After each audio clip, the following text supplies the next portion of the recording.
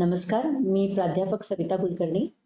HBNI आयोजित रोगप्रतिकार शक्तीशास्त्राच्या व्याख्यान मालिकेतील 10व्या व्याख्यानामध्ये मी तुमचं स्वागत करते. आजच्या व्याख्यानात आपण टी पेशींची प्रगती कशी होते, निर्मिती झाल्यानंतर कशी होते, ते कसे वाढतात, थायमस ते कसे बाहेर येतात आणि म्हणजे थायमोसाइट्स नंतर ते टी पेशी म्हणून कसे बाहेर येतात ते आपण बघितलं. पण अर्थातच ते नेव किंवा भोळे टी सेल्स म्हणून बाहेर येतात, आयदर CD4 किंवा CD8 असं. आता आजच्या लेक्चरमध्ये आपण बघणार आहोत की या पेशींचं सक्रियकरण कसं होतं, त्यांच्यात डिफरन्सिएशन किंवा भिन्नता कशी येते किंवा आणि स्मृती किंवा मेमरी कशी येते, तर त्याचा आज आपण आढावा घेणार आहोत. तर टी सेल ॲक्टिव्हेशनमध्ये किंवा सक्रियकरणामध्ये काय होतं ते आपण बघितलं. तर CD4 म्हणजे CD4 सेल्स किंवा CD8 सेल्स जेव्हा थायमसमधनं बाहेर येतात तेव्हा अर्थातच आपण त्यांना नेव टी सेल्स असं म्हणतो. आणि ते जरी प्रौढ असले म्हणजे थायमोसाइटपेक्षा, तरी पण जोपर्यंत त्यांना प्रतिजनाशी सामना करावा लागला नाही तोपर्यंत ते कसे दिसतात, तर त्यांचं क्रोमॅटिन असतं ते एकदम घनरूपमध्ये एकदम डेन्स क्रोमॅटिन असतं आणि सायटोप्लाझम खूप कमी असतं. कारण का, तर त्यांच्यामध्ये एक तर ट्रान्सक्रिप्शनल क्रियाकलाप जो असतो तर ते अतिशय कमी असतं. आणि मग त्याच्यानंतर जे ते काय करत असतात, नेव टी सेल्सचं बेसिकली जर का ते प्रतिजनांशी त्यांचा सामना करावा लागला नाही त्यांना, तर ते तसेच फिरत राहणार. आपल्या रक्ताभिसरण संस्थेमध्ये रक्तामध्ये ते फिरत राहतात. तर प्रत्येक टी सेल्स रक्तातून लिम्फ नोडमधून परत संचरण असं म्हणतात, म्हणजे तो परत परत फिरत राहतो आणि परत 12 ते 24 तासाने तो परत येतो. तर कारण का, तर 10⁻⁵ इतक्या सेल्सपैकी फक्त एक नेव टी सेल कुठल्या तरी विशिष्ट प्रतिजनासाठी असतो आणि त्याच्यामुळे त्याला खूप फिरल्यानंतरच त्याचं स्पेसिफिक प्रतिजन मिळणार आहे, हो की नाही. आणि त्याच्यामुळे त्याचं स्पेसिफिक विशिष्ट असं टी सेल त्याचं प्रतिजन सापडण्याची ती शक्यता वाढते. जर या नेव टी सेलला, टी पेशीला MHC पेप्टाइडमध्ये व्यक्त होणारा APC आढळला आणि तो त्याच्याशी जर का उच्च आत्मीयतेने, हाय अफिनिटीने बांधला गेला, तर मात्र तो अर्थातच त्याचं स्थलांतर थांबवतो आणि त्याच्या ॲक्टिव्हेशनचा कार्यक्रम सुरू करतो. तर हे ॲक्टिव्हेशन अतिशय हे जे काही आपल्याला चित्र दिसतंय, त्याच्यात दिसतंय अतिशय सिंपल असं चित्र काढलेलं आहे. अर्थातच ते ॲक्टिव्हेशनची प्रोसेस इतकी सिंपल नाही आहे, पण ते आपण एक आपल्या शिकण्यासाठी आपण एक सिम्प्लिफाईड असं एक चित्र काढतो. तर हा आहे नेव टी सेल्स आणि आहे antigen presenting cells. Antigen presenting cell आपल्या MHCच्या द्वारे हे अँटीजन या TCRला जेव्हा बांधलं जातं किंवा प्रेझेंट करतो, आपण म्हणतो प्रेझेंटेशन आहे, तेव्हा TCR सिग्नलिंग चालू होतं एक. त्याच्याबरोबर दुसरा सिग्नल, कारण ह्याला 2 सिग्नल गृहीतक, 2 सिग्नल हायपोथेसिस असं म्हणतात. दुसरा सिग्नल असा आहे की हे जे को-स्टिम्युलेटरी मॉलिक्युल्स आहेत, CD28 आहेत, तर ते CD28 बांधलं गेल्यामुळे तो दुसरा सिग्नल मिळतो. आणि आपण जरी याला 2 सिग्नल गृहीतकं धरलं, तरी तो पूर्ण टी सेल सक्रियतेसाठी मात्र त्याला तिसऱ्या सिग्नलची पण आवश्यकता असते, जो आहे सायटोकाईन सिग्नलिंग किंवा थर्ड सिग्नल. आणि मग त्याच्यानंतर हा थर्ड सिग्नल आल्यानंतरच या नेव टी सेलमध्ये जीन एक्सप्रेशन चालू होतं आणि मग परत तो आणखीन सायटोकाइन्स देतो आणि मग तो स्वतः सायटोकाइन्स तयार करतो किंवा हे इथून आलेले सायटोकाइन्स पण बांधले जातात. अशा प्रकारे हा तिसरा सिग्नल येतो आणि मग त्याच्यामुळे ह्या नेव टी सेल्सचं इफेक्टर सेल्समध्ये परिवर्तन. इफेक्टर सेल्सचा अर्थ असा की जो त्याचं महत्वाचं काम करत असतो. म्हणजे काय, इफेक्टर फंक्शन्समध्ये त्याचं महत्वाचं काम असतं T4 सेल्सचं, म्हणजे CD4 सेल्सचं अर्थातच वेगवेगळे सिग्नल देणं, वेगवेगळ्या आपण आता पुढे बघणार आहोत वेगवेगळ्या पेशींना त्यांचं वेगवेगळ्या दुसऱ्या पेशींना त्यांचे डिफरन्स त्यांचं प्रॉलिफरेशन करणं, म्हणजे त्यांचं वाढ करणं. तर CD8 सारखे जे सेल्स असतात ते जर का इफेक्टेड सेल्समध्ये झाले तर ते सायटोटॉक्सिक सेल्स होतात आणि ते मग अटॅक करतात जिथे रोगजंतुकाने इन्फेक्टेड सेल्स असतात त्यांच्यावर ते अटॅक करतात, तसेच ट्युमर सेल्सवर ते अटॅक करतात. तो अर्थातच CD8चा जो भाग आहे तो टी सेल मेडिएटेड इम्युनिटीमध्ये आपण बघणार आहोत. इथे जे आपण जास्त प्रमाणात बघणार आहोत ते CD4 किंवा टी हेल्पर सेल्सच बघणार आहोत आज. डिफरन्सिएशन किंवा वेगवेगळ्या प्रकारे त्यांचं विविधीकरण कसं होतं ते आपण बघणार आहोत. तर हा तिसरा संच म्हणजे अर्थातच सिग्नल्स किंवा सायटोकाइन्स. तर आता जेव्हा टी सेल आणि अँटीजन प्रेझेंटिंग सेल्स जेव्हा एकमेकांना बांधले जातात, म्हणजे मेन बांधले जातात अर्थातच TCR. हा इथून TCR आहे या टी सेल्स मधला आणि इथून आहे MHC molecule MHC2 with the peptide. Okay, तर ह्या दोन सेल्समध्ये फक्त एवढंच बांधलं जाणं याने अर्थातच काही ऍक्टिव्हेशन होत नाही. त्या दोन्ही सरफेसमध्ये आणखीन पुष्कळशा इंटरॅक्शन्स होतात आणि त्या इंटरॅक्शन्स म्हणजे एक तर हा TCR आणि CD3 टोटल आहे. पण CD3 तुम्हाला माहिती आपण बघितलं होतं, सॉरी TCR आपण बघितलं होतं, टी सेल रिसेप्टर हा नेहमी त्या CD3 मॉलिक्युल बरोबर असतो. ओके, आणि हा CD4 आहे, हा इथे हे CD28 आहे, तो स्टिम्युलेटरी मॉलिक्युल आहे जो अँटीजन प्रेझेंटिंग सेलच्या CD80 आणि 86ला बांधतो. त्यामुळे ही इंटरॅक्शन महत्वाची आहे. आणि त्याचप्रमाणे ICAM आणि IFA1 यांच्या इंटरॅक्शन्स पण महत्वाच्या आहेत. म्हणजे वेगवेगळ्या को स्टिम्युलेटरी मॉलिक्युलच्या इंटरॅक्शन्स महत्वाच्या आहेत. त्याचप्रमाणे ही इंटरॅक्शन्स. तर या सरफेसमध्ये दोन सरफेसमध्ये जेव्हा इंटरॅक्शन्स होतात, इथे आपण CD8चं बघितलंय आणि इथे इथे CD4चं बघितलंय, इथे CD8चं बघितलंय. अर्थातच या इंटरॅक्शन्स सेमच असतात, फक्त अर्थातच फरक इथे असतो. हे MHC1 आहे, हे TCR CD8 आहे आणि इथे CD4 होतं ते CD8 आहे. अँटीजन हे असं बांधलं गेलेलं. ही पूर्ण असेंब्ली जेव्हा तयार होते तेव्हाच हे पूर्णपणे ऍक्टिव्हेशनला सिग्नल देऊ शकतं. तर आता आपण बघूया की यांच्यामध्ये एक वेगळ्या प्रकारचं सगळ्या सिग्नलिंग रेणूंचं एक सिनॅप्स, हे सिनॅप्स आहे त्याच्यामध्ये मध्यवर्ती भागात, आणि त्याला ह्या मध्यवर्ती भागाला सेंट्रल सुप्रामॉलिक्युलर ऍक्टिव्हेटिंग कॉम्प्लेक्स असं म्हणतात. SMAC और स्मॅक, सी स्मॅक असं म्हणतात. आणि तिथे या SMAC मध्ये सगळं एकत्र येतात.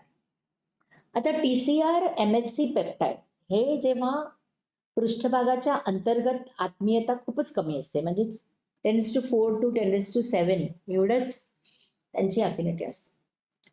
पण ह्या सगळ्याची एकत्रित अफिनिटी म्हणजे सिग्नल 1 जेव्हा स्थिर केला जातो तेव्हा एकत्रितपणे, म्हणजे मी कशाची सांगितली, एवढ्या भागाची फक्त एवढीच आहे, म्हणजे कमी आहे ती, एवढी काय जास्त अफिनिटी नाही आहे.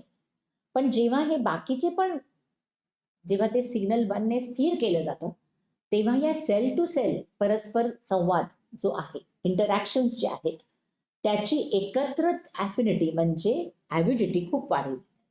सिग्नल 1 हा त्याची अफिनिटी वाढवतो, म्हणजे त्यामुळे ती ॲव्हिडिटी होते. आता या CMAC मध्ये आढळलेले सहरिसेप्टर्स, को receptors you can say, CD4 CD8 हे प्रमुख सहभागी आहेत आणि ते अर्थातच MHC2 आणि MHC1 रेणूंना बांधले जातात, म्हणजे CD4 MHC2 ला आणि CD8 MHC1 ला बांधले.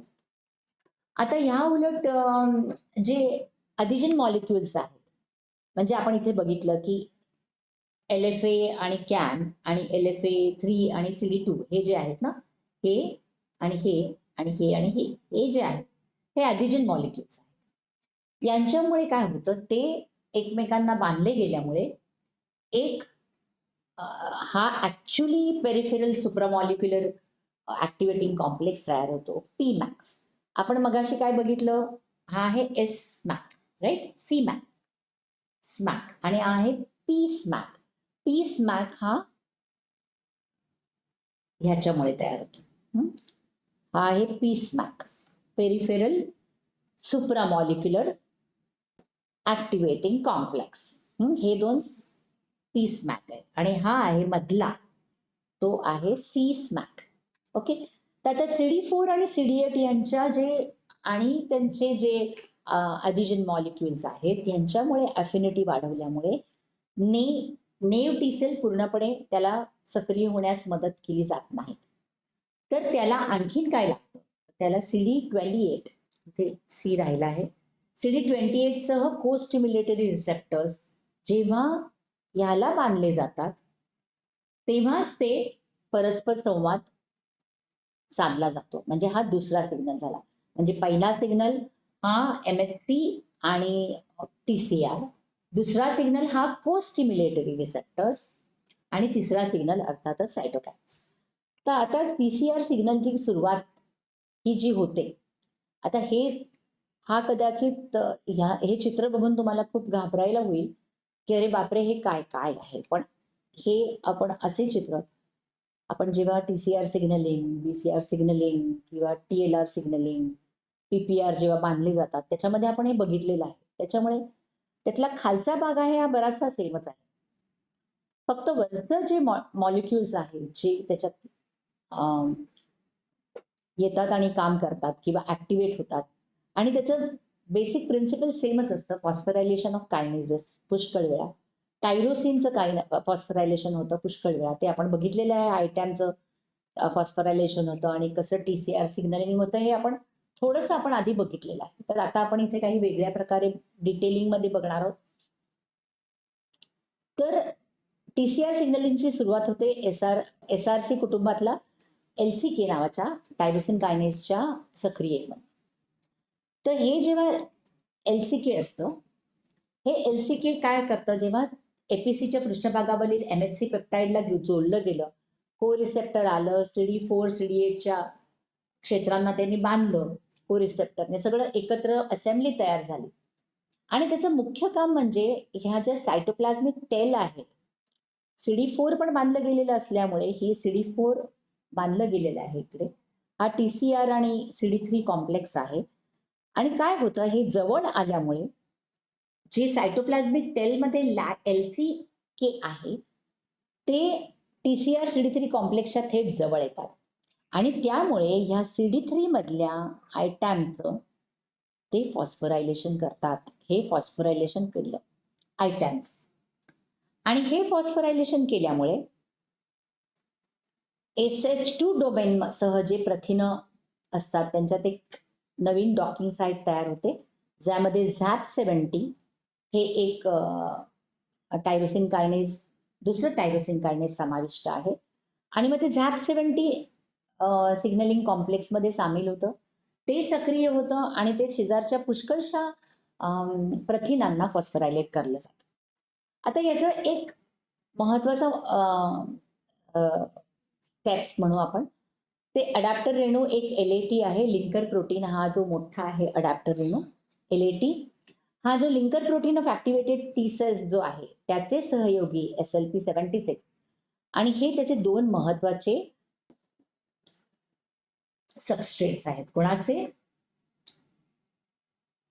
ZAP70. मग ZAP70 त्यांना फॉस्फोरायलेट करणार SLP76ला आणि लॅटला, आणि त्याच्यामुळे त्यांचा एक वेगळाच संच तयार होतो आणि ह्या प्रथिनांची एक नवीन कॉम्प्लेक्सची असेंब्ली तयार होते. आता फॉस्फोरायलेट अडॅप्टर रेणू पुढील डाऊनस्ट्रीम सिग्नलिंगच्या इव्हेंट्सला मदत करतात. म्हणजे आता काय झालं, जेव्हा SLP76 आणि लॅट हे दोन्ही फॉस्फोरायलेट झाले, त्याच्यानंतर त्यांच्या डाऊनस्ट्रीम सिग्नलिंग प्रोसेसला तयार होते. तर ते आपण बघूया ते नक्की काय होतं. तर त्या सिग्नलिंगला म्हणतात PLC सिग्नलिंग. तर PLCचा अर्थ आहे phospholipase C gamma signalling. Phospholipase C gamma signalling. तर फोओलायपेज पी गॅमाचं PLC इकडे आहे.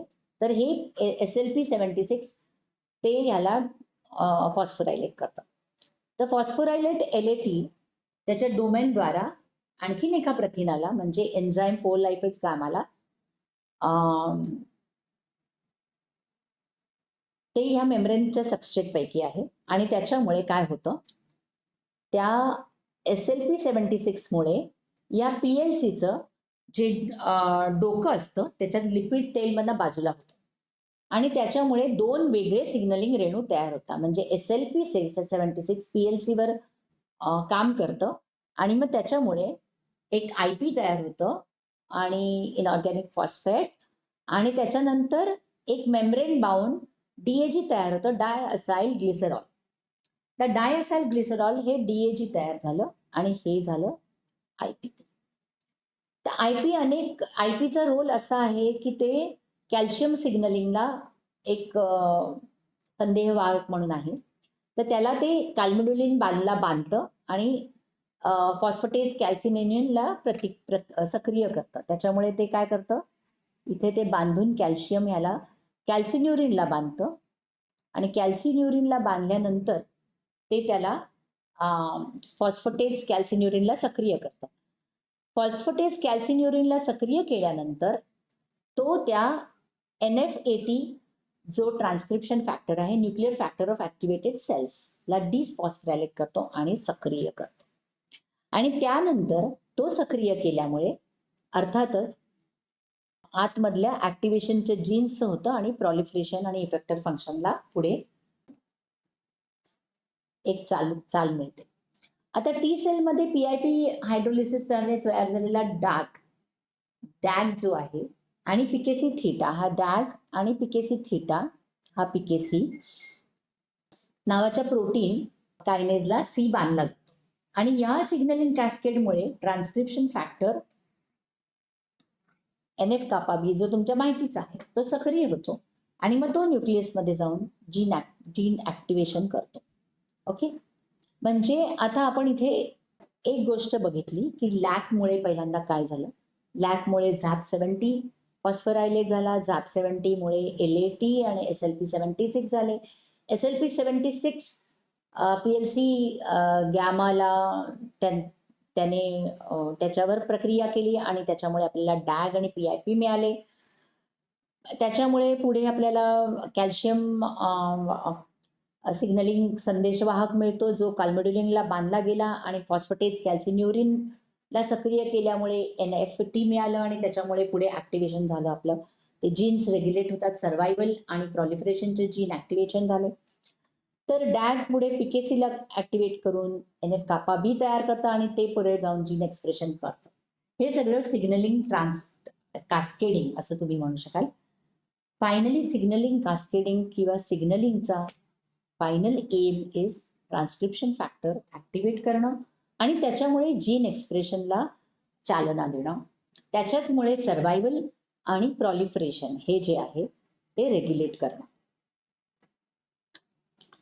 आता RAS ERK सिग्नलिंग आणि ट्रान्सक्रिप्शन फॅक्टर APचे सक्रिय करणं हे पण त्याच्यात आहे आणि हे फॉस्फोरायलेटेड लॅट जे आहे ते GRB2 आणि SH2 डोमेन जे संबंधित आहे आणि त्याचा अडॅप्टर रेणू आहे तो RAS मार्गाचे सिग्नलिंग कॉम्प्लेक्समध्ये रिक्रूट होतो. तर आता त्याचा हे जे आहे हे GRB2 आणि त्याचं SH डोमेन जे आहे ते RASला ॲक्टिवेट करून मॅप कायनेज पाथवे ॲक्टिवेट करतो आणि मॅप कायनेजमधनं आपल्याला फायनली ERK मधनं ट्रान्सक्रिप्शन फॅक्टर APचं ॲक्टिवेशन होऊन आपल्याला परत जीन एक्सप्रेशन मिळतं. तर हे आपण आधीचे दोन इकडे बघितले, आधीचे दोन आपण इकडचे बघितले हे पाथवे आणि हा एक आणखीन पाथवे. म्हणजे काय, या तीन पाथव्यांमध्ये आपल्याला हा एक ट्रान्सक्रिप्शन फॅक्टर, हा एक ट्रान्सक्रिप्शन फॅक्टर आणि हा ट्रान्सक्रिप्शन फॅक्टर, या तीन ट्रान्सक्रिप्शन फॅक्टरचं सक्रियकरण होऊन आपल्याला जीन एक्सप्रेशनचं आपल्याला चालना मिळाली. आणि हे काम कशामुळे झालं तर सिग्नल 1 मुळे झालं. ओके, आता सिग्नल 2 जो आहे जो सर्वोत्कृष्ट टी सेल सक्रियतेसाठी पोस्ट स्टिम्युलेटेड सिग्नलची आवश्यकता असते आणि तो अर्थातच विशिष्ट कोस्टिम्युलेटरी रिसेप्टर आणि लायगॅन्डमुळे तयार होतो आणि तो केवळ प्रोफेशनल अँटीजन प्रेझेंटिंग सेल्सद्वारे केला जातो.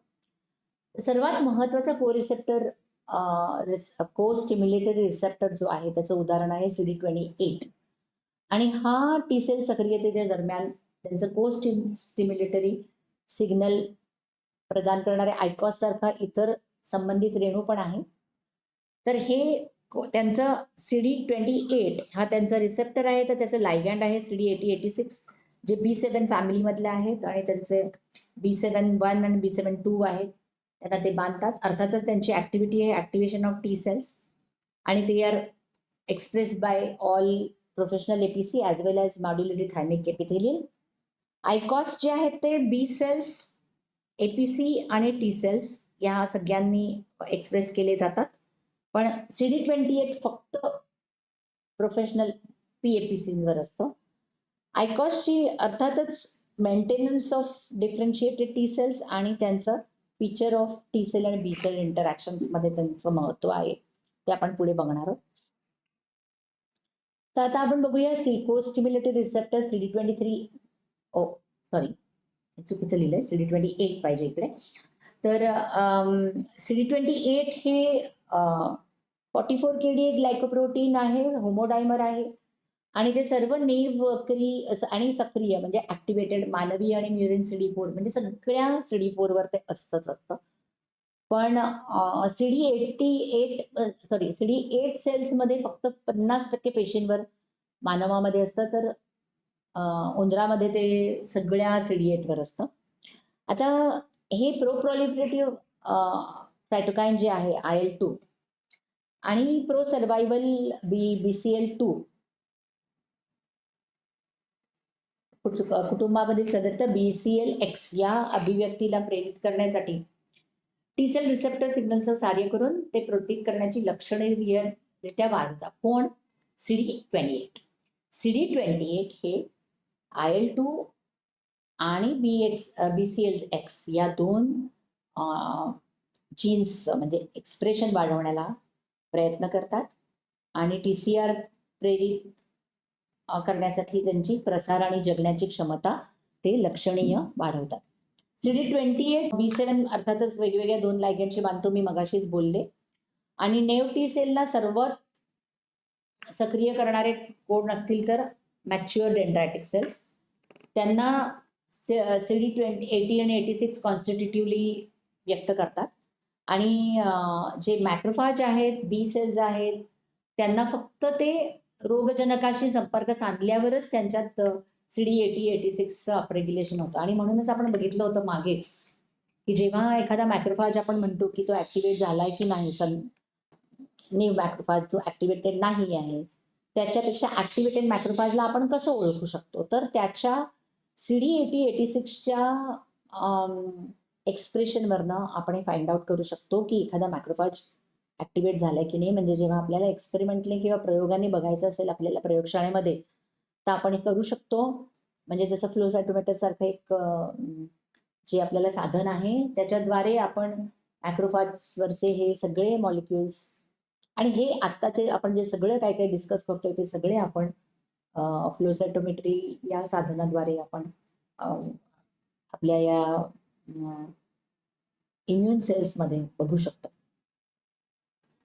तर आता कोस्टिम्युलेटरी तर जसं CD28 प्रमाणे आणखीन एक इंड्युसिबल कोस्टिम्युलेटर आहे जो टी सेलची म्हणजे कोस्टिम्युलेशनमध्ये सकारात्मक प्रदान करतो, तो म्हणजे त्याच्यात तो सहाय्य करतो आणि ते बांधल्याऐवजी तो 80-86ला बांधत नाही, पण तो B7 मधल्या आणखीन आयकॉस लायगॅन्डशी बांधतो आणि त्याच्यामुळे तो ऍक्टिव्हेटेड एपीसीवरच असतो, पण त्याच्याप्रमाणे तो दुसऱ्याही काही सेल्सवर असू शकतो.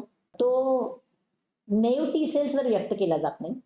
म्हणजे CD28च्या तुलनेत तो फक्त मेमरी आणि इफेक्टिव्ह टी सेल्सवर व्यक्त केला जातो, नेव्ह टी सेल्सवर व्यक्त केला जात नाही आणि ऍक्टिव्हेटेडवर अर्थातच असणार. आणि तपासांमधून असं दिसतं की CD8 टी सेल सक्रियतेच्या दरम्यान एक प्रमुख कोस्टिम्युलेटरी भूमिका बजावतो तर आयकॉस हा आधीच डिफरन्शिएट झालेल्या मेमरी आणि इफेक्टिव्ह पेशींवर त्यांची क्रियाशीलता राखण्यात त्यांची महत्वाची भूमिका करतो.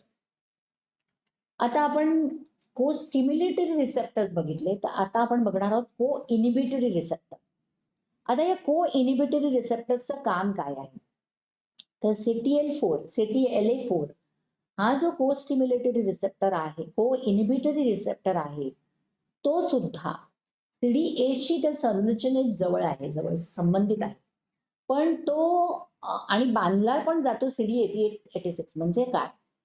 त्याच्यामध्ये आणि CD28 मध्ये तर कॉम्पिटिशन होणार ना, कारण दोघांचाही लायगॅन्ड सेम आहे. पण तो विरोधी सिग्नल देतो. म्हणजेच काय? तो को इनिबिटरी रिसेप्टर आहे. म्हणजे CTLA4 विश्रांती घेत असलेल्या टी सेल्सवर कॉन्स्टिट्यूटिव्हली येत नाही. तर तो एका नेव टी सेलच्या सक्रियता आली त्याच्यात, तर 24 तासानंतर तो प्रेरित होतो आणि मग 2-3 दिवसानंतर त्याचं एक्सप्रेशन सगळ्यात जास्त होतं. आता त्याची जेव्हा सर्वात जास्त पातळी असलेली आणि CD28 या दोघेही एक्सप्रेस होत आहेत. पण त्याची पातळी CTLA4 ची पातळी CD28च्या पातळीपेक्षा अर्थातच कमी असते. आणि स्पर्धा तर असणारच, कारण ते दोघेही एकाच याला लायगॅन्डला बांधतायत. त्याच्यामुळे स्पर्धा असली तरी CD28 ला खूप त्याची जरी कमी त्यांचं एक्सप्रेशन असलं तरी पण त्यांचे ॲफिनिटी जास्त असते. आणि याच्यावरनं हे सूचित करतो की जेव्हा TCR CD28 जेव्हा प्रोप्रॉलिफरेटिव्ह प्रभाव त्यांचा येतो, हे बांधल्यानंतर, को स्टिम्युलेटरी मॉलिक्यूल बांधल्यानंतर जो प्रॉलिफरेटिव्ह प्रभाव आहे, त्याच्यावर ब्रेक लावण्याचं काम हे को इनिबिटरी रिसेप्टर्स करतात. आणि म्हणून ते अतिशय महत्वाचे असतात. आणखीन एक को इनिबिटरी रिसेप्टर असा, त्याला प्रोग्राम सेल डेथ किंवा PD1 किंवा CD279 हा जो आहे, हा बी आणि टी सेल पेशींच्या दोन्हीद्वारे व्यक्त होतो. आणि तो B7H1 आणि PDL2 किंवा PDL1 या 2 लायगॅन्डशी बांधला जातो, जे अर्थातच 8086 कुटुंबाचे सदस्य आहेत, पण ते वेगळे आहेत. B7 ते कॉमनच आहे. म्हणजे B7 फॅमिलीमधले ते आहेत ते रिसेप्टर्स. आता त्यातल्या PDL2 प्रामुख्याने APCवर व्यक्त होतो. पण PDL1 जो आहे तो नॉन लिम्फॉइड ऊतींमध्ये टी सेल टॉलरन्स आणण्यास मदत करू शकतो. अर्थातच त्यांच्या कामावरनं असं दिसतंय की टॉलरन्समध्ये ते अतिशय महत्वाचं काम करू शकतात. कारण ते त्याचप्रमाणे आणि टॉलरन्समध्ये काम करतात, म्हणजे ते टी रेग्युलेटरी सेल्सच्या भिन्नतेमध्ये सुद्धा काम करत असणार आणि ते नियमन करू शकतात. हे अलीकडचा डेटा आपल्याला सांगतो. आता ह्या 2 जेव्हा पुष्कळशा शास्त्रज्ञांनी जेव्हा ह्या को इनिबिटरी रिसेप्टर्सचं जेव्हा डिस्कव्हरी झाली किंवा जेव्हा त्यांनी शोधून काढलं गेलं, तेव्हा त्यांच्या लक्षात आलं की जर का हे आपण रिसेप्टर्स जर का त्यांना आपण प्रतिकार केला, तर ते ज्या ठिकाणी आपल्याला नको ती ग्रोथ आहे त्याच्या विरुद्ध आपल्याला काम करता येईल. आणि म्हणून त्यांनी डॉक्टर जिम एलिसन आणि त्यांच्या सहकार्यांनी उंदरामध्ये ट्युमर्स डेव्हलप केल्यानंतर त्या CTL4च्या अँटीबॉडीज इंजेक्ट केले. आणि या अँटीबॉडीजने काय झालं, तर त्या विकसनशील म्हणजे वाढणाऱ्या आणि ऑलरेडी असलेल्या दोन्ही प्रकारच्या ट्युमर्सना प्रतिकार केला. आणि त्यामुळे ट्युमर्स आकुंचन पावले किंवा काही प्राण्यांमध्ये इव्हन नाहीसे झाले. मग या जिम एलिसनने एक मेडोरेक्स नावाच्या कंपनीला राजी केलं आणि त्यांनी एक ह्युमनाइज अँटीबॉडी कमी केलं. तुम्हाला माहिती असेल, आपण जेव्हा अँटीबॉडीज शिकलो तेव्हा त्याच्यामध्ये आपण म्हटलं की जेव्हा मोनोक्लोनल जेव्हा वापरले जातात, जर का ते आपल्याला माणसामध्ये वापरायचे असतील, तर आपल्याला हामा रिॲक्शन मिळते. त्याच्यामुळे अर्थातच मानवीकृत अँटीबॉडी म्हणजे ह्युमनाइज अँटीबॉडी म्हणजे FC portion of human antibodies आपल्याला केला पाहिजे. मग त्याची जी हामा रिॲक्शन असेल ती येणार नाही. म्हणून त्यांनी विकसित केला आणि त्याला एपिलिम्युमॅब असं म्हणतात किंवा इपी असं म्हणतात. आणि त्याची चाचणी क्लिनिकल ट्रायल्समध्ये त्यांनी प्रवेश केला आहे. तर बेसिकली CTL जर का आपण ब्लॉक केलं, हे को-स्टिम्युलेशन होतंय CD28 द्वारा. म्हणजे तेव्हा हे सगळं झालंय, CD80-86ला झालंय, हे सगळं झालंय आणि टी सेल वाढतोय. बरोबर? तर जर का CTL4 आपण ब्लॉक केलं, म्हणजे इथे CTL4 नसेल, तर अर्थातच याचं पुढे ॲक्टिव्हेशन होणार नाही.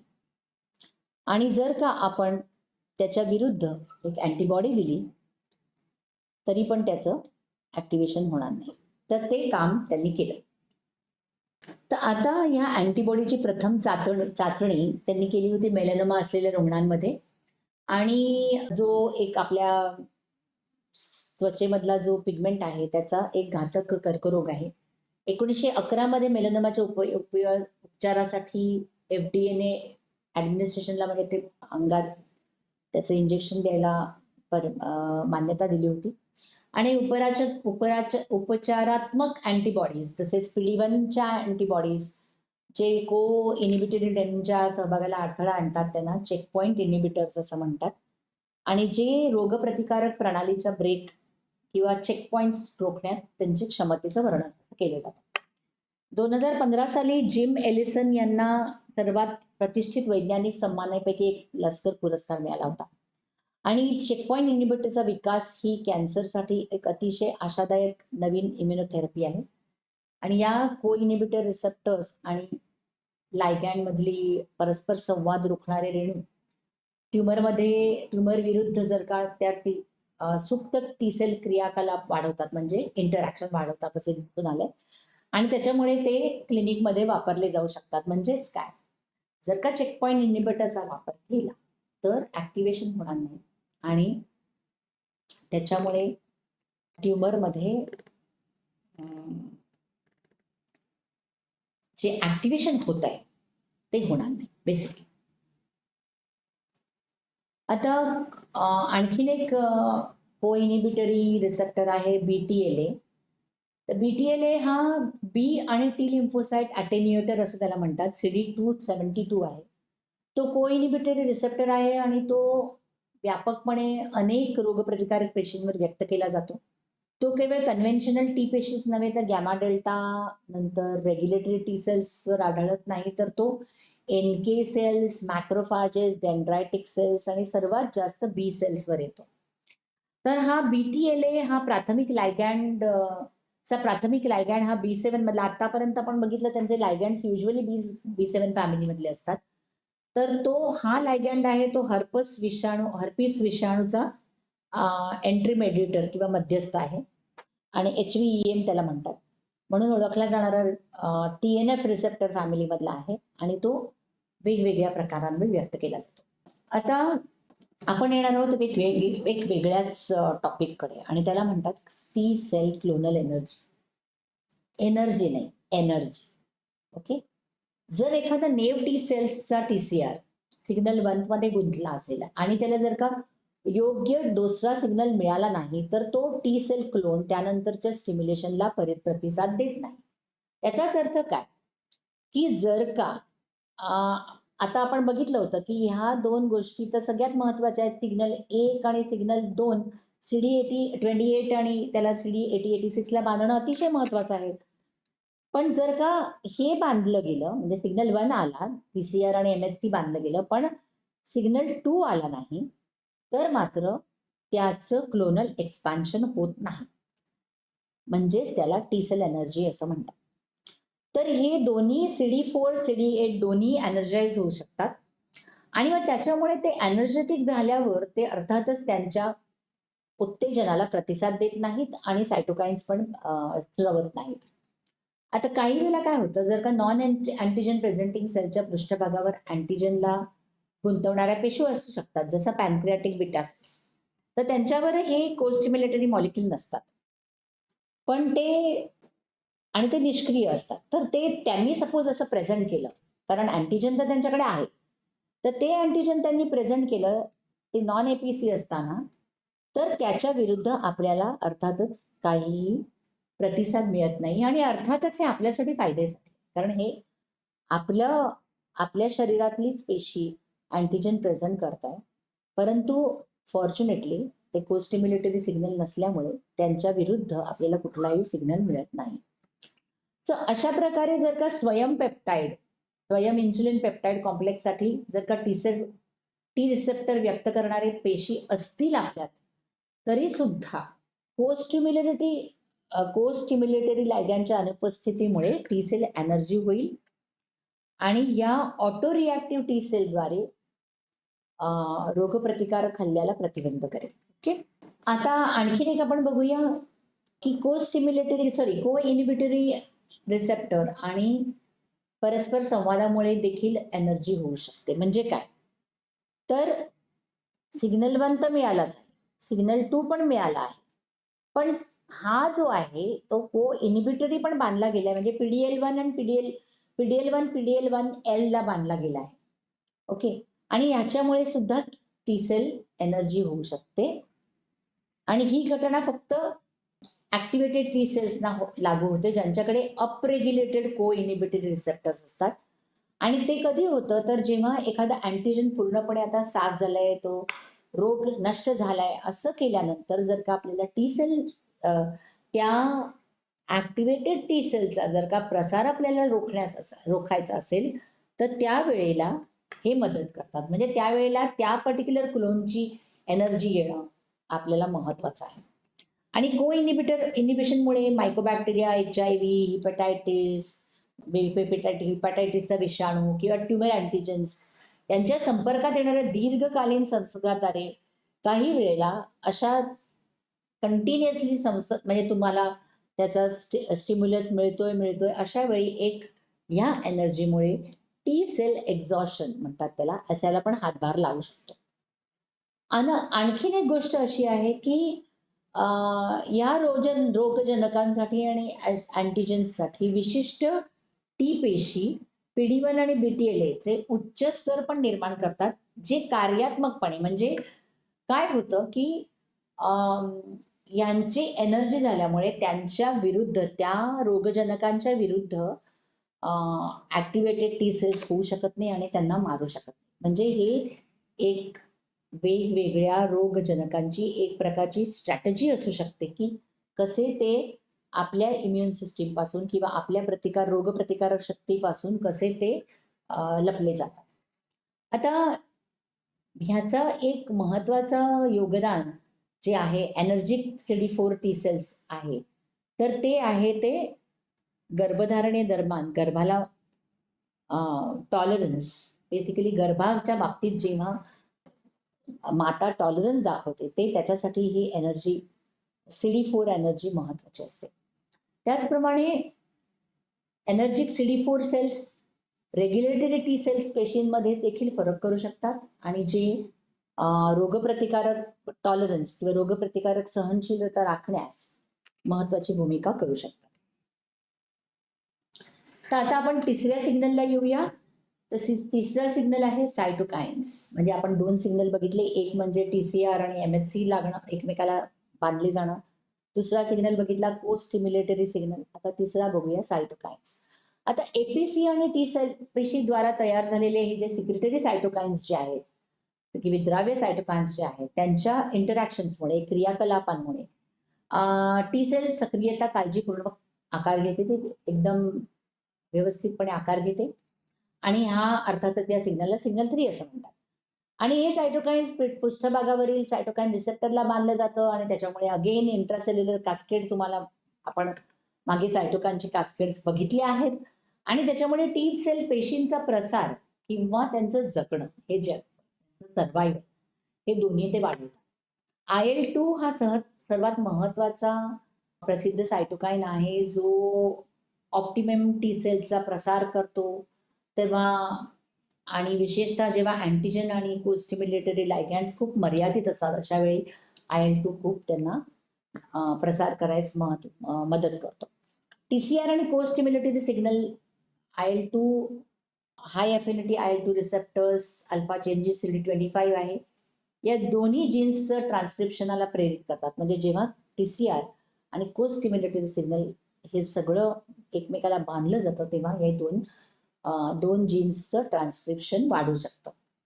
हे सिग्नल एकत्रितपणे IL-2 mRNAला स्थिरता देतात आणि IL-2 ची वाढ करतात. सुधारित mRNAमुळे ऑलमोस्ट 100 पट IL-2चं उत्पादन वाढतं आणि त्याच्यामुळे सक्रिय कारण IL-2 हा टी सेल्सचा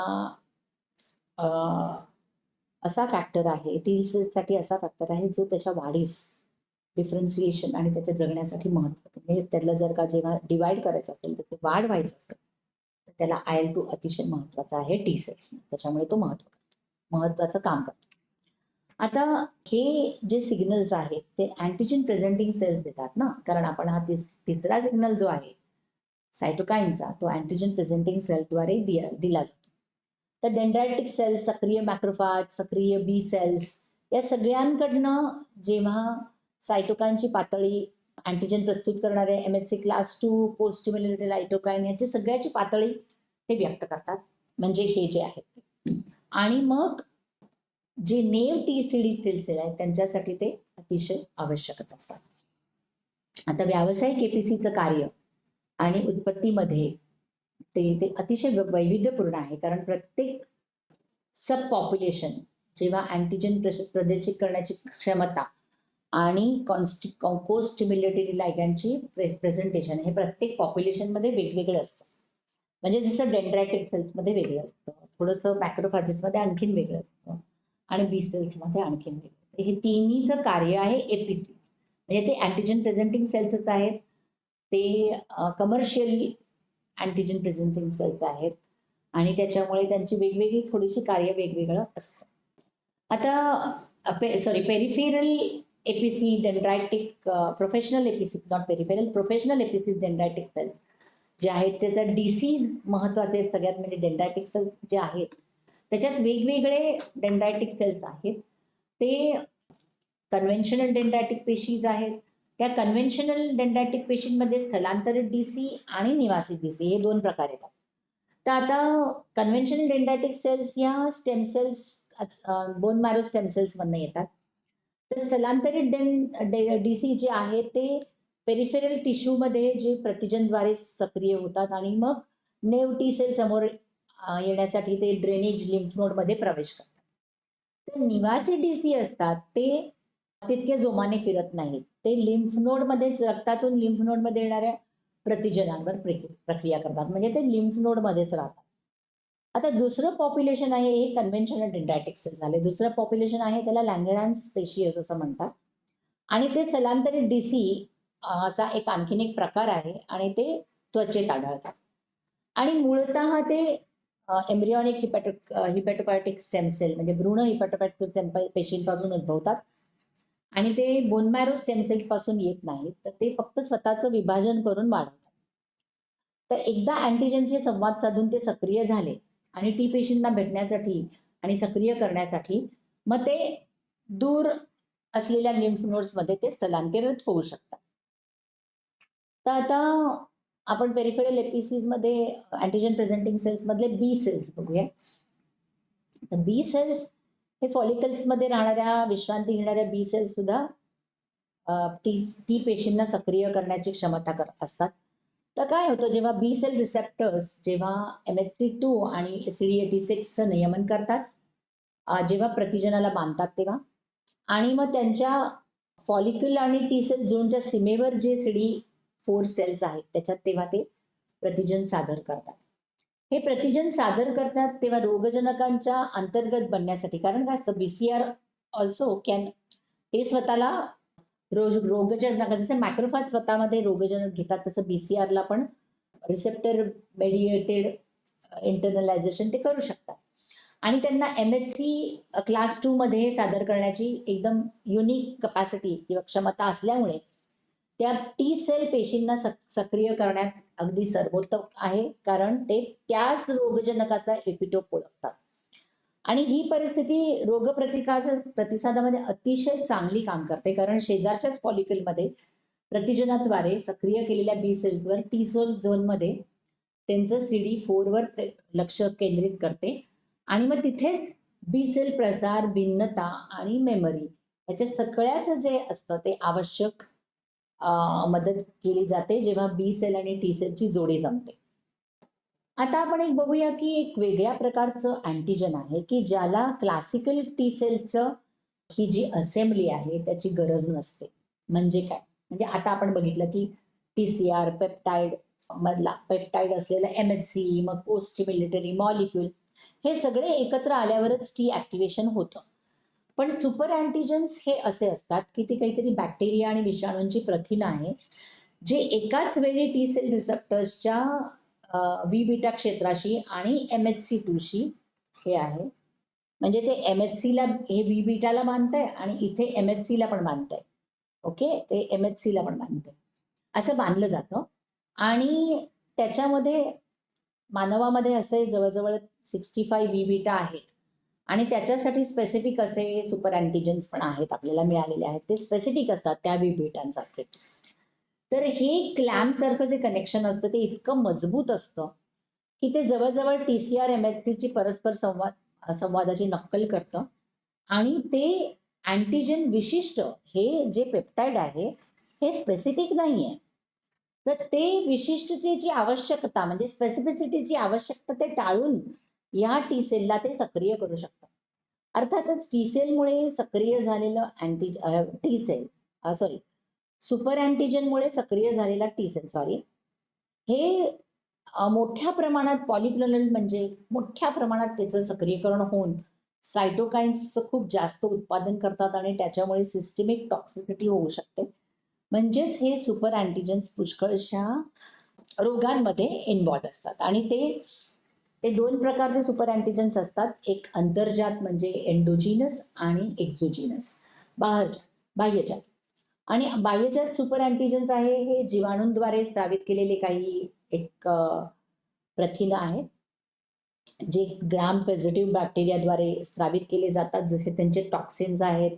स्टेफोलोकोकस एन्टेरोटॉक्सिन आहे, टॉक्सिक शॉक सिंड्रोम टॉक्सिन आहे आणि एक्सफोलिएटिव्ह डर्मेटायटिस टॉक्सिन आहे. हे सगळे आहेत ते एक्झोजिनस सुपर अँटीजन्स आहेत. त्यांच्यापैकी टी सेल रिसेप्टर विशिष्ट ते अर्थातच विशिष्ट ह्याला बांधले जातात आणि मग TCR आणि MHCला क्रॉस लिंक करतात.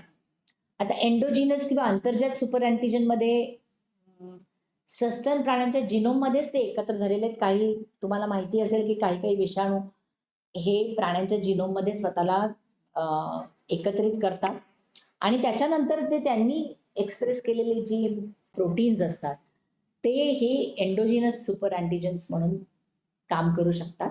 तर माऊस मॅमरी ट्युबर व्हायरस यांच्याद्वारे एन्कोड केलेला एका रेट्रो व्हायरसच्या DNA मध्ये तो एकत्रित आहे. रेट्रो व्हायरसचं ते विशिष्ट प्रोटीन आहे. तर तो एक मायनर लिम्फोसाइट उत्तेजक म्हणजे MIS नावाचं प्रथिनं तयार करतो आणि तो एका विशिष्ट व्ही बीटाला बांधलं जातं आणि क्रॉस लिंक करतं आणि त्याच्यामुळे पुष्कळसे ऑलमोस्ट 4 सुपर अँटीजन्स ओळखले गेले जे वेगवेगळ्या डिझीजला कारणीभूत आहेत. तर आता आपण इथे येऊया की activation and differentiation of naive T सेल्समध्ये आपण सगळं बघितलं की सिग्नल 1 मिळाला, सिग्नल 2 मिळाला. सिग्नल 2 मुळे प्रो सर्व्हायव्हल जनुकांचा BCL2च्या अभिव्यक्तीचं नियमन वाढलं. IL-2 आलं, IL-2चं रिसेप्टर आलं ज्याला CD25 म्हणतात आणि मग mRNA ट्रान्सक्रिप्शन झालं आणि ते IL-2 रिसेप्टरला बांधलं गेलं. त्याच्यामुळे सेल सायकलमध्ये टी सेल पेशींच्या प्रवेशात वाढणारे सिग्नल तयार झाले आणि त्याच्यामध्ये अनेक फेऱ्यांमधनं फायनली आपल्याला मेमरी सबसेट आणि हेल्पर इफेक्टर हेल्पर किंवा सायटोटॉक्सिक टी सेल्समध्ये त्याचं प्रमाण झालं. म्हणजे हे झालं.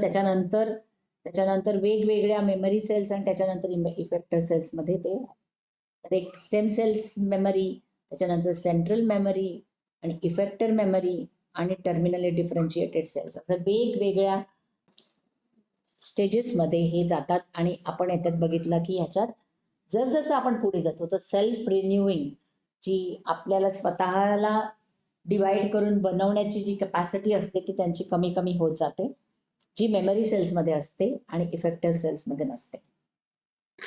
तर आता पुढे आपण बघूया की पहिला ओळखला गेलेला इफेक्टर सेलमधला फरक आहे. इफेक्टर सेल फायनली कुठले दोन इफेक्टर सेल आपल्याला माहिती आहे. एक आहे CD8 आणि दुसरा आहे CD4. तर या CD8 आणि सक्रिय CD4 मध्ये CD8 पेशींचा त्यांच्यात लक्ष्य पेशी म्हणजे टार्गेट पेशींचा मृत्यू आणण्याची क्षमता असते.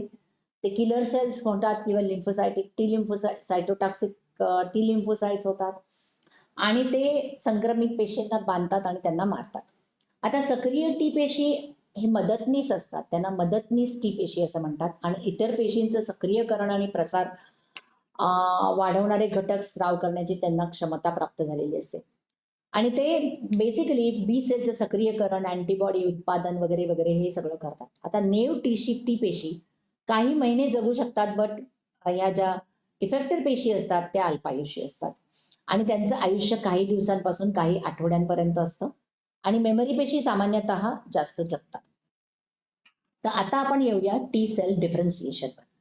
आता हे CD4 टी सेल्स जे हेल्पर टी सेल्स आहेत त्यांचं डिफरन्सिएशन जेव्हा आपण बघतो तेव्हा टीम मोसमॅन अँड रॉबर्ट कॉफमन यांनी सहकार्याने दाखवून दिलं की टी सेलची विविधता ही वैयक्तिक क्लोन आणि सर्व क्लोन्स सायटोकाईन सर्व बनवत नाहीत, पण त्यांचे आपण दोन श्रेणीमध्ये विभाजन करू शकतो आणि त्यांनी त्याला TH1 आणि TH2 असं नाव दिलं आणि या शोधामुळे पुढच्या शोधांचा पाया रचला गेला, ज्याच्यामुळे नेव CD4 टी सेल्स यांना सक्रियतेच्या दरम्यान त्यांच्या सिग्नलवरनं 2 नाही तर वेगवेगळ्या 6 किंवा त्याहून जास्त भिन्न मदतनीस श्रेणीमध्ये त्या जाऊ शकतात. TH1, TH2, TH17, T-RED, TFH, T9 आणि TH9 आणि TH22 आणि ह्या प्रत्येक उपश्रेण्या एका विशिष्ट सायटोकाईन प्रोफाईल तयार करतात आणि त्याप्रमाणे शरीरातल्या वेगवेगळ्या क्रियांचं नियमन करतात. जसं आपण इथे बघणार आहोत की त्यांचे सगळ्यांचे पोलरायझिंग सायटोकाईन्स जे आता आपण बघू ते वेगवेगळे असतात. त्याच्याप्रमाणे त्यांचे मास्टर ट्रान्सक्रिप्शनल रेग्युलेटर वेगवेगळे असतात. त्यांच्याप्रमाणे त्यांचे इफेक्टर सायटोकाईन्स वेगवेगळे असतात आणि त्यांचे इफेक्टर फंक्शन सुद्धा वेगवेगळे असतात आणि त्यामुळेच अर्थातच त्यांचा डिझीज मधला रोलही वेगवेगळा असतो. तर आपण इथे बघू आता TH1 मध्ये जे पोलरायझिंग सायटोकाईन आहेत ते एवढे आहेत. IL-12, IFN गॅमा, IL-18 त्याचा मास्टर रेग्युलेटर हा आहे T-बेट आणि इफेक्टर सायटोकाईन IFN गॅमा आणि TNF आहे. ते APC क्रियाकलाप वाढवतं, TC सक्रियकरण वाढवतं, इंट्रासेल्युलर रोगजनकांपासून रक्षण करतं आणि हायपरसेन्सिटिव्हिटी मध्ये स्वयंप्रतिकारक शक्तीमध्ये ते सामील आहे. TH2 मध्ये IL-4 आहे, त्याचा मास्टर जीन रेग्युलेटर किंवा जीन नियामक हा GATA3 आहे. IL-4, IL-5, IL-13 आणि बाह्य पेशी जनकापासून एस्पेशली IgE प्रतिक्रिया. IL-13 आहे जे ॲलर्जीमध्ये सामील आहे. TH9 मध्ये TGF बीटा, IL-4, PU1 हा त्याचा मास्टर जीन रेग्युलेटर आहे आणि IL-9 हे त्याचं इफेक्टर सायटोकाईन आहे. अर्थातच या स्पेशलच्या म्हणजे म्युकोसल इम्युनिटीमध्ये अतिशय इम्पॉर्टंट आहे. TH17 त्याचं TGF बीटा, IL-6 आणि IL-23 आहे. रॉर गॅमा टी त्याचं मास्टर रेग्युलेटर आहे आणि तो हा इफेक्टर सायटोकाईन्स तयार करतो आणि बुरशी आणि बाह्य पेशींपासून तो हे करतो, परंतु इन्फ्लमेटरी आणि ऑटो इम्युनिटीमध्ये ह्याचं इन्फ्लमेटरी डिसऑर्डर्स आणि ऑटो इम्युनिटीमध्ये त्याचं योगदान आहे. तसंच TH22 आहे जो IL-22 पण तयार करतो आणि TNF अल्फा आणि IL-6 त्याचे ध्रुवीकरण आहेत.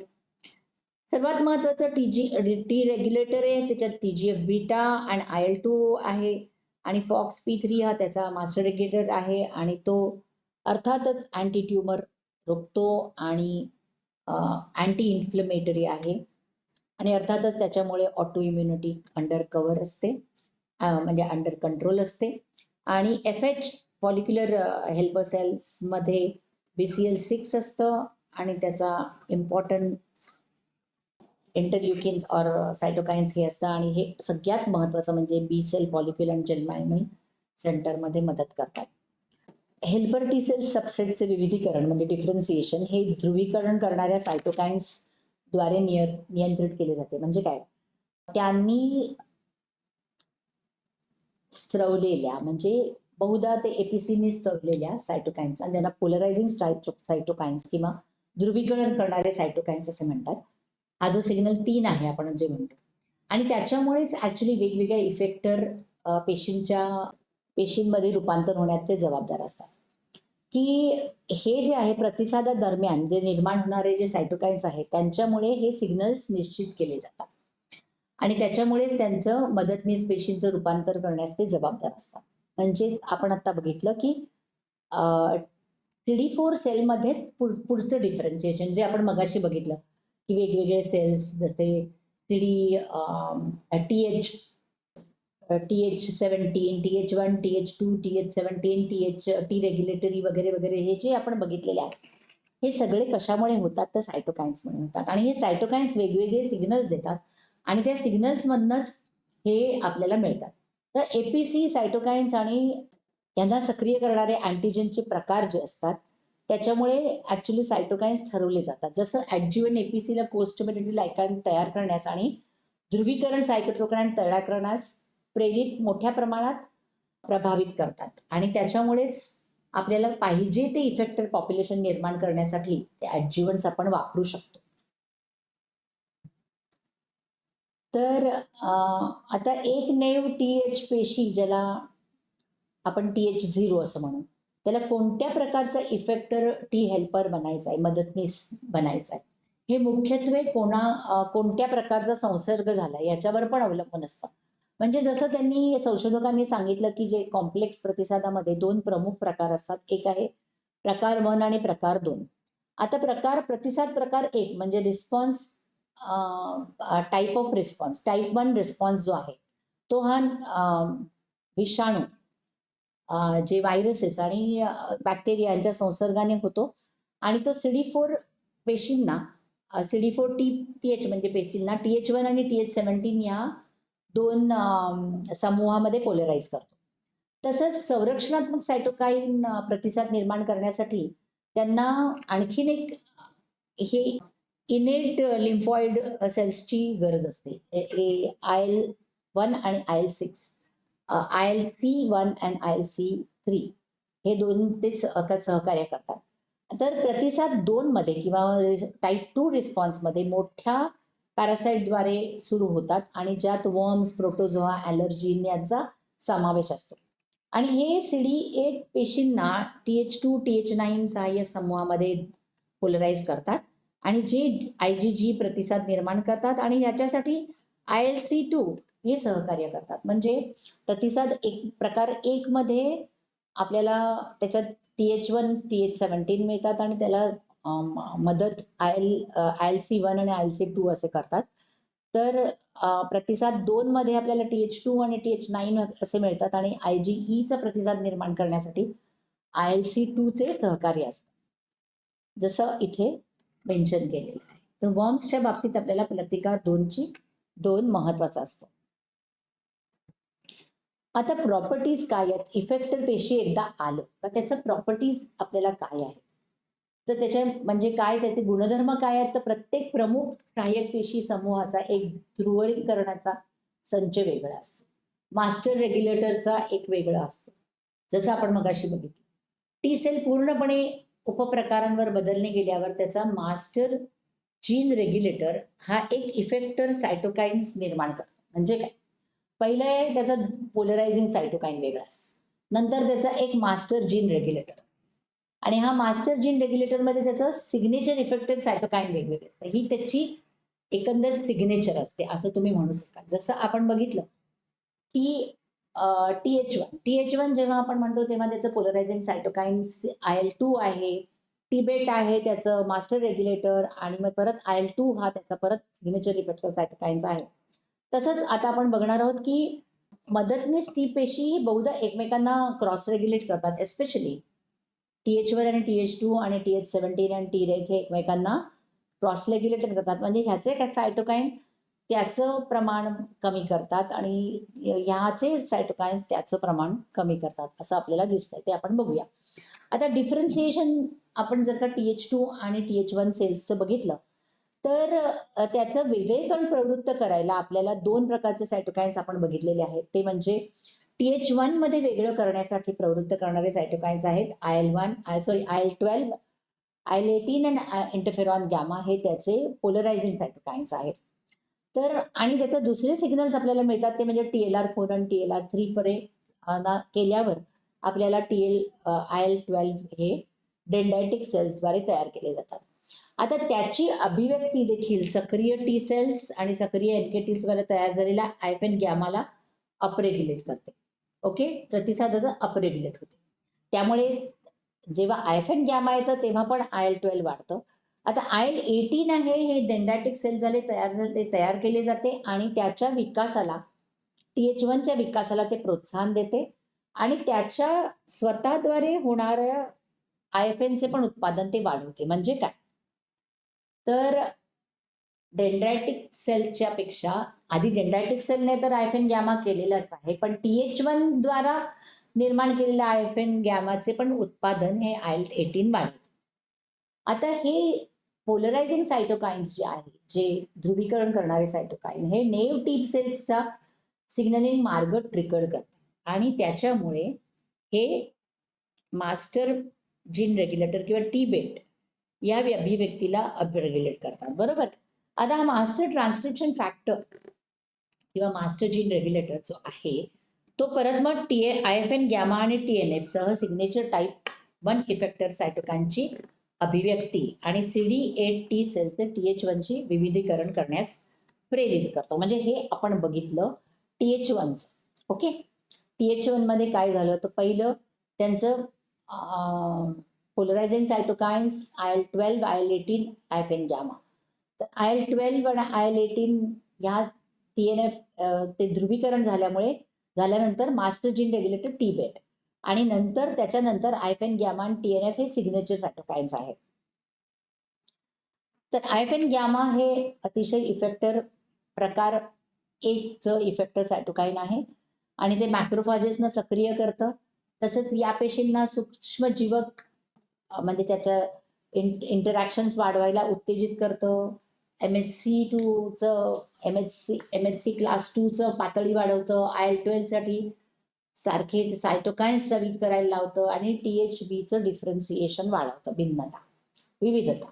त्याचा स्त्राव बी सेल्समध्ये अँटीबॉडी वर्ग आणि IgG स्विचसाठी त्याच्यासाठी प्रेरित करतो. म्हणजे IgG2A हे केलं जातं, ज्याच्यामध्ये जे फॅगोसायटॉसिस आणि पूरक स्थिरीकरणाला समर्थन देतात आणि त्यांचा स्त्राव हे नेव्ह टी पेशींना गुंतवणाऱ्या डेंड्रायटिक पेशींना पण सक्रिय करून CD8 पूर्वसूचकांपासून सायटोटॉक्सिक टी सेलचं रूपांतर वाढवतं. म्हणजे त्याचाच अर्थ असा की आयफेन गॅमामुळे हा जे हे TH1 पासून आलेल्या आयफेन गॅमामुळे आणि आधी एपिसिन मधून आलेल्यांमुळे नंतर पुढे CD8 सेल्सना सुद्धा त्यांच्या पूर्वसूचकांना सायटोटॉक्सिक टी सेल्समध्ये रूपांतर करण्यासाठी ते महत्वाचं आहे.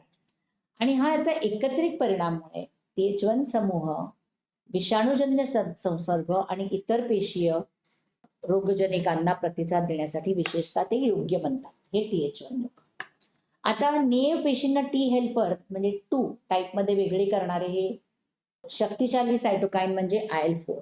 आता IL-4 हे टी पेशींचं एक सिग्नलिंग मार्ग सुरू होतो, तो मास्टर जीन रेग्युलेटर गाठातरी याला अपरेग्युलेट करतो आणि मग IL-4, IL-5 आणि IL-13 हे त्याचे टाईप 2 विशिष्ट सायटोकाईन्स आहेत. ओके, पण आजपर्यंत हे ध्रुवीकरण करणारे सायटोकाईन कुठे त्याचं नक्की उगमस्थान आहे ते अजून तरी माहिती नाहीये, स्पष्ट झालेलं नाहीये.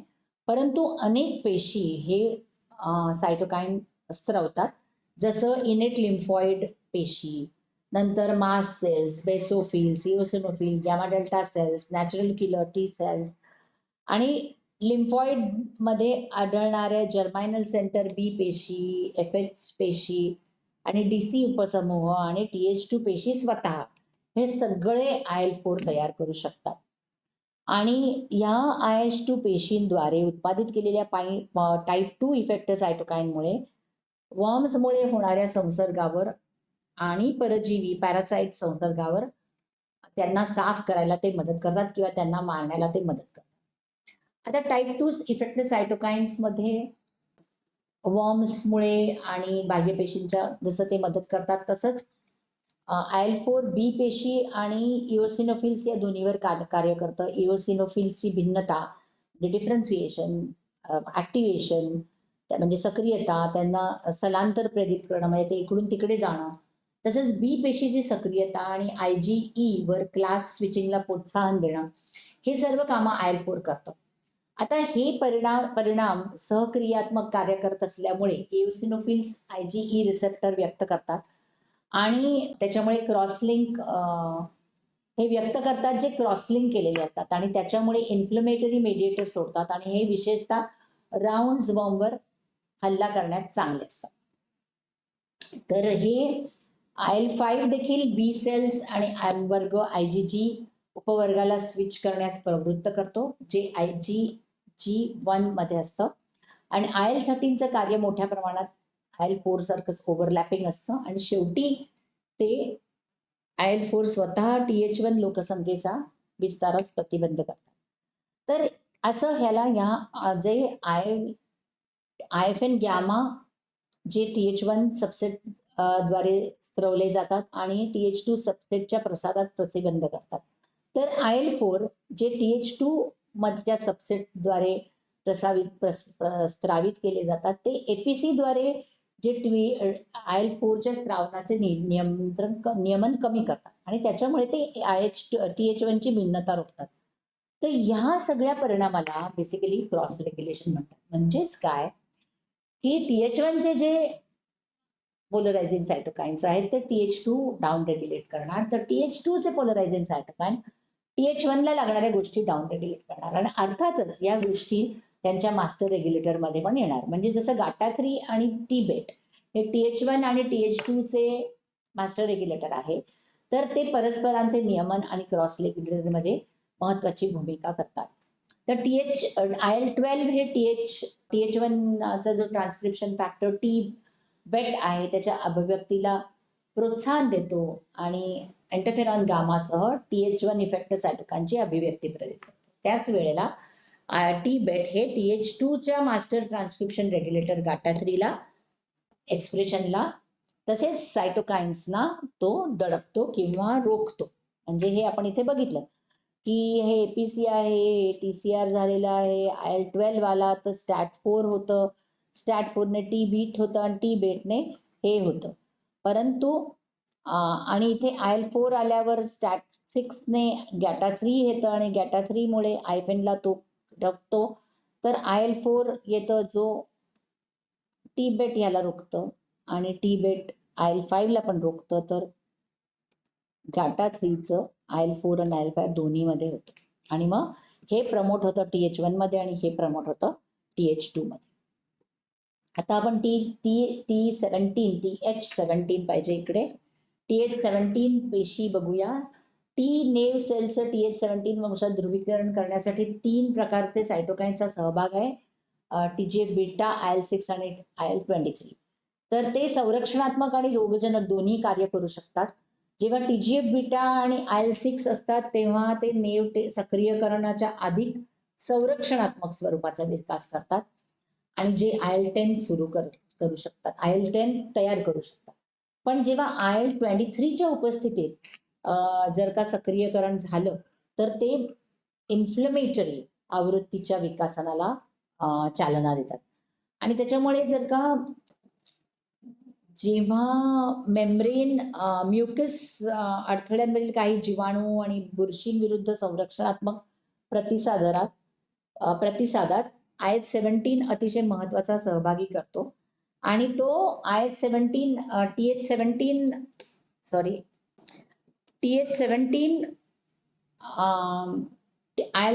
नावाचं सायटोकाइन तयार करतो, ज्याला IL-17A असं पण म्हणतात. तसेच IL-17F आणि IL-22 हे पण सायटोकाइन्स तो तयार करतो. तर आता येऊया आपण हेल्पर टी सेल्स. आणखीन एक सबसेट जो अतिशय महत्वाचा आहे तो आहे परिघीय किंवा पेरिफेरल टी रेग सेल्स. तर CD4चा जो समूह जो नकारात्मक म्हणजे निगेटिव्ह कंट्रोल जो करत असतो त्याला टी रेग म्हणतात, रेग्युलेटरी म्हणून टी रेग. आणि तो ऑटो इम्युन टी पेशींच्या रिॲक्शनला मर्यादित करतो. पेरिफेरल टॉलरन्समध्ये अत्यंत महत्वाची भूमिका करतो. आणि याला पेरिफेरल टी रेग असं म्हणतात. त्यांना TGF बीटाच्या उपस्थितीत तो सक्रिय होतो आणि व्हिटॅमिन ए पण रेटिनॉइक ऍसिडचं मेटाबोलाइट लागतं त्याला.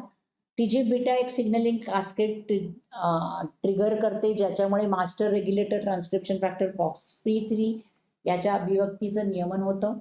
आणि त्याचं इफेक्टिव्ह सायटोकाईन IL-10 आणि TGF बीटा आहे जे एपिसिनवर त्यांच्या प्रभावावर इन्फ्लेमेशन कमी करतात आणि टी पेशींची थेट संवाद साधून त्यांचं पण कार्य ते कमी करू शकतात. आणि अन्यथा निरोगी प्राण्यांमध्ये टीरेग पेशींचं जर का कमी झालं तर त्यांचं स्वयंप्रतिकारक उद्रेकांना कारणीभूत म्हणजे ऑटो इम्युन डिझीज त्यांचे वाढतात जर का टीरेग कमी झाले तर. आणि पण अनदर थिंग हे टीरेग पेशींमध्ये घट झाल्यामुळे महिलांमध्ये प्री एक्लेम्शियाची संवेदना वाढते जो एक प्रकारचा ऑटो इम्युन प्रतिसाद आहे जी प्लेटलेट्सच्या रक्तप्रवाहात बिघडणारी ऑटो इम्युन प्रतिसाद आहे. आता T helper cells follicular helper cells मध्ये आपण बघूया. त्याचं ध्रुवीकरण करणारे सायटोकाइन्स आहेत IL-6 आणि IL-21. या TCR आणि को स्टिम्युलेटरी मध्ये उत्पादित सिग्नलांसह हे सायटोकाइन्स BCL6 ची अभिव्यक्ती प्रेरित करतात जो याच्या मास्टर ट्रान्सक्रिप्शन रेग्युलेटर आहे.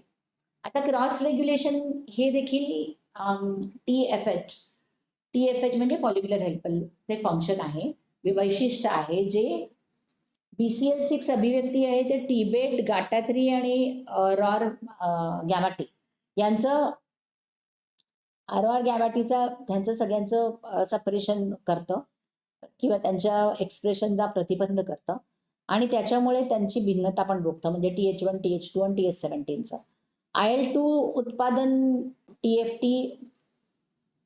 TFH वंशाची भिन्नता रोखते आणि जरी TFH आणि TH2 दोन्ही जरी IL-4 जरी त्यांचं असलं तरी पण TFHच्या ज्यांचं IL-21च्या स्रावामुळे बी सेल भिन्नतेचे योगदान त्यांना त्यांच्याकडे देते. ते CD40L चे उच्च प्रमाण देखील व्यक्त करतात जे कॉग्नेट बी सेलसाठी मदतीसाठी आवश्यक आहे. आणि TH पेशी CXCR5च्या अभिव्यक्तीद्वारे वैशिष्ट्यपूर्ण आहेत जे किमोकाईन रिसेप्टर तो त्यांना बी सेल फॉलिकलकडे आकर्षित करतो आणि तिथे ते जर्मायनल सेंटर उपस्थित करण्यास मदत करू शकतात. तर हे जे आहे म्हणजे याचा अर्थ असा TFH हे अतिशय महत्वाचं एक मदतनीस पेशींचा उपप्रकार आहे जो बी सेल्सना मदत करणार आहे जर्मायनल सेंटर स्थापित करून नंतर बी सेल्सचे पुढे बी सेल्सना मदत करण्यासाठी. आता आपण येऊया टी सेल मेमरीवर. तर रोगजनक नष्ट झाल्यानंतर कमीत कमी 90% ऑफ द इफेक्टेड सेल्स असतात ते एपॉप्टोसिसमुळे मरतात आणि मग अँटीजन विशिष्ट मेमरी असलेल्या टी सेलची एक विशिष्ट लोकसंख्या राहते जी इफेक्टेड पेशीपेक्षा फार काळ जगतात. ते शांत असतात. निरोगी तरुण प्रौढांमध्ये ते 35% फिरणाऱ्या टी पेशींमध्ये असतात तर 17पेक्षा जास्त लोकांमध्ये ते 60 पर्यंत असतात. नेव टी सेल प्रमाणे मेमरी टी सेल्स मेटाबॉलिकली शांत असतात. ते ऑक्सिडेटिव्ह फॉस्फोरायलेशन द्वारा लिपिडमध्ये त्यांची ऊर्जा निर्माण करतात आणि ते सेल सायकलच्या G0 टप्प्यात असतात. आता मेमरी सेल्स त्यांच्या प्रतिजनसह त्यांच्यानंतर आव्हानात प्रतिक्रियाशीलता प्रतिसाद देतात. म्हणजे काय, जेव्हा सेम मेमरी सेल, आता हा मेमरी सेल कोणापासून आलाय तर त्या पर्टिक्युलर इफेक्टर सेल पासून आलेला आहे, तो त्या पर्टिक्युलर प्रतिजनाच्या विरुद्धात आहे. त्याच प्रतिजनाच्या आव्हानामध्ये तो आला तर तो परत प्रतिक्रियाशील होतो, प्रतिसाद देतो. ही दुय्यम रोगप्रतिकारक प्रतिक्रिया अतिशय जलद आणि अतिशय मजबूत असते आणि त्याच्यामुळे ती प्राथमिक प्रतिसादापेक्षा अधिक प्रभावी असते. आता मेमरी पेशी पृष्ठभागावरील जे आदिजन मॉलिक्यूल किंवा आसंजन रेणू आणि कोस्टिम्युलेटरी रिसेप्टरचे वेगवेगळे नमुने व्यक्त करतात आणि जे एपीसी त्यांना एपीसीच्या विस्तृत स्पेक्ट्रममध्ये प्रभावीपणे संवाद साधण्याची परवानगी देतात आणि ते उत्तेजनासाठी अधिक संवेदनशील असल्यामुळे जलद प्रतिसाद देणारे सुद्धा दिसतात. आता मेमरी टी पेशींचे 4 विस्तृत समूह म्हणजे सेंट्रल मेमरी टी पेशी, इफेक्टर मेमरी टी पेशी, रेसिडेंट मेमरी टी पेशी आणि स्टेम सेल मेमरी टी पेशी म्हणजे TCM, TEM, TRM आणि TSMC स्टेम मेमरी. आणि त्यांचं स्थान, त्यांचं फिनोटाईप आणि त्यांचं कार्य या सगळ्यामध्ये ते वेगवेगळे असतात.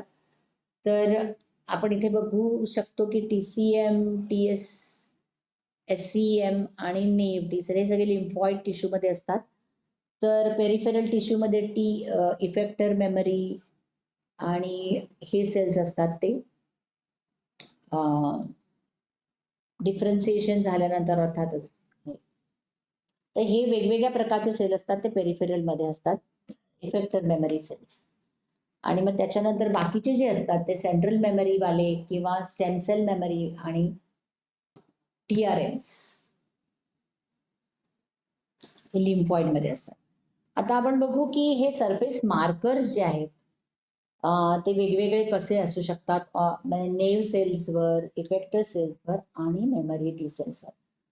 तर हे 4 पृष्ठभाग मार्कर वापरले गेले आहेत त्यांचा फरक जाणून घेण्यासाठी. एक आहे ते CD62L जे अदिशन प्रोटीन आहे आणि ते दुय्यम लिम्फॉइडच्या अवनरमध्ये होमिंगचं नियमन करतं. एक आहे CCR7 जे एक किमोकाइन रिसेप्टर आहे, ते पण होमिंगचे नियमन करतं. जे आहे CD44 जे TCR मेडिएटेड सक्रिय करण्याच्या सिग्नलच्या प्रतिसादात वाढते, ते आपण बघितलं होतं मगाशी. आणि एक आहे CD69 जे C प्रकारच्या लेक्टिन ज्याच्या परस्पर संवादामुळे रोगप्रतिकार पेशी उती सोडण्यापासून रोखले जातात. तर हे नेव आपण टी सेल बघितला तर त्याच्यात CCR7 आहे, CD62L आहे, अर्थातच CD44 निगेटिव्ह, CD69 निगेटिव्ह आणि CD45 RO and RA negative, हा पॉझिटिव्ह ह्युमनमध्ये आणि FAS इज निगेटिव्ह. तर टी इफेक्टर जे आहे, हे इफेक्टर जे सेल्स आहेत त्याच्यामध्ये हे नसतं, हे दोन्ही नसतात. तर अर्थातच CD44 आहे आणि हे दोन्ही नाही आहेत आणि हे आहे 5 लायगॅन्स आहेत. जे स्टेम सेल्स मेमरी जे आहेत त्यांच्यात हे दोन्ही आहेत आणि हे दोन्ही नाहीत, तिन्ही नाहीत. तर सेंट्रल मेमरी जे आहे त्याच्यात ऑलमोस्ट सगळे आहेत एक्सेप्ट दिस. इफेक्टर मेमरी जे आहे त्याच्यात हे व्हेरिएबल आहे, CD44 आहे ऑफकोर्स. आणि रेसिडेंट मेमरीमध्ये हे दोन्ही नाहीत, म्हणजे ह्याच्यासारखेच टी इफेक्टर सारखेच हे दोन्ही नाहीत. तर हे सगळे आहेत. तर अशा प्रकारे तुम्ही त्याच्यावरच्या पृष्ठभागावरच्या मार्कर्सद्वारे वेगवेगळ्या सेल्सचं त्यांचा फरक जाणवू शकता किंवा एखादं पॉप्युलेशन कुठलं आहे, ते मेमरी सेल्स आहे का, इफेक्टर आहे का, नेव आहे हे, किंवा ह्या पर्टिक्युलर पॉप्युलेशनमध्ये किती सेल्स नेव आहेत, किती मेमरी आहेत, किती काय आहे, हे तुम्ही जाणून घेऊ शकता त्याच्या सरफेस मार्करमुळे, सरफेस प्रोटीनमुळे. आणि त्याचं तुम्ही वेगवेगळ्या ह्याच्यात करू शकता. आज आपण इथेच थांबूया. नमस्कार.